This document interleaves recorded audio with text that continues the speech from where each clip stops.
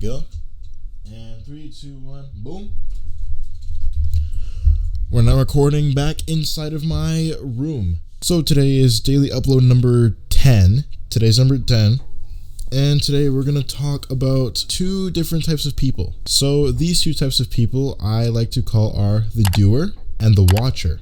So the doer and the watcher are pretty much two people, and they have two completely different thought processes and different ways of thinking in general. So we're actually going to start with the watcher. So what is the watcher?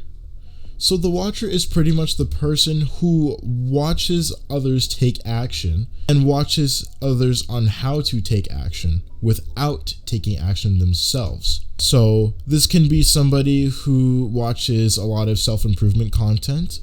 It can also be somebody who likes to read a lot of books just to gather the insights instead of implementing the actual knowledge itself. They can also be another person who likes to talk on forums about their self-improvement journey.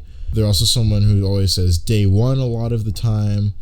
Overall, they're just a person who does the majority of the research, and they're very analytical people. Now we're going to talk about the doer. So what is the doer? Pretty much the doer is somebody who sees the issue and does something about it.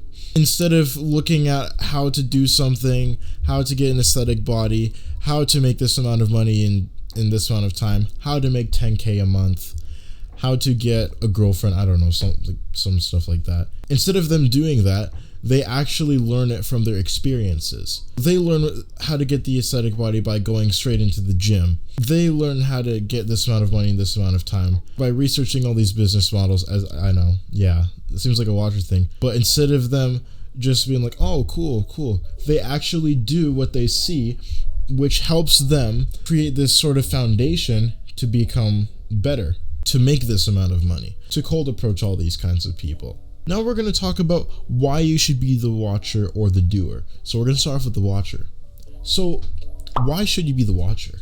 You know, the watcher does sound like a really negative, it sounds like a really negative thing, but if you don't feel motivated to do this stuff yet, and you feel like that you need to kind of relax, play it cool, do the things later, put it for the last second, do it until you feel like the time is right, and you feel like that you can get more of a better understanding and you'll have a better start by researching before you do anything, 100% you should be the watcher.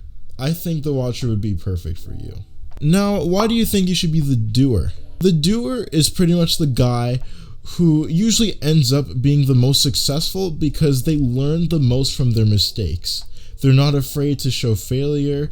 They're more open to learning new ideas through experience. You'll also learn a lot of new things more than the watcher because you're actually doing these things. You're finding all these mistakes. You're not finding the main positives. You're actually doing it, and you see the negatives so you can avoid them, unlike the watcher would do. So now we're gonna have a little mini quiz. So I made this quiz myself, so keep in mind this is just my own personal insights. However, you can still use my quiz as a tiny little benchmark for yourself as well, which isn't an overly bad thing. So here are the questions that I have for you. Do you take direct action rather than observation? Do you primarily learn through hands-on experience or trial and error? Do you embrace challenges as opportunities of growth, even if you have a mistake that you've made? Do you show a positive attitude to approaching to your goals, even if there's a risk? And lastly, do you learn to adapt your approach based on your outcomes? If you answered yes to more than 3 of these questions, then chances are you are probably the doer. If you answered yes to less than 3 questions, chances are you're probably the watcher. If you're somewhere in the middle or you are still a little bit confused, then I recommend either taking it again or giving yourself some time to contemplate and think. If you want to aim to be one or the other, then you should probably take this quiz into consideration and try and reflect back onto yourself as a person. So then when you implement some of these ideas, you can be either the watcher or the doer. So yeah, that pretty much concludes daily upload number 10. If you have any questions regarding the watcher or the doer, just ask me in the comments below. I will answer your question, answer all the comments in my videos, even though I really don't get any. But you know what, that's okay. I'm not sure if you guys really enjoy these types of videos or not while I have a microphone and a camera with no captions. I do want to attract an audience with people who are actually present and watching my videos from start to finish. Even though my most viewed video is a shorts video that I made in under 30 seconds by using one of my other videos and making it into a short, I don't want my viewers to be short-term viewers, you could call it, or people with like a short-term memory or something like that. I want to have an audience that I can grow with and ones that are very loyal to watching me. Because I feel like a lot of the stuff that I do say is very insightful, and I feel like a lot of people would benefit a lot from it. I used to be the watcher. I used to be the guy who watched all of these people make this type of content, show off how to make money, side hustle with like AI or some bullshit like that.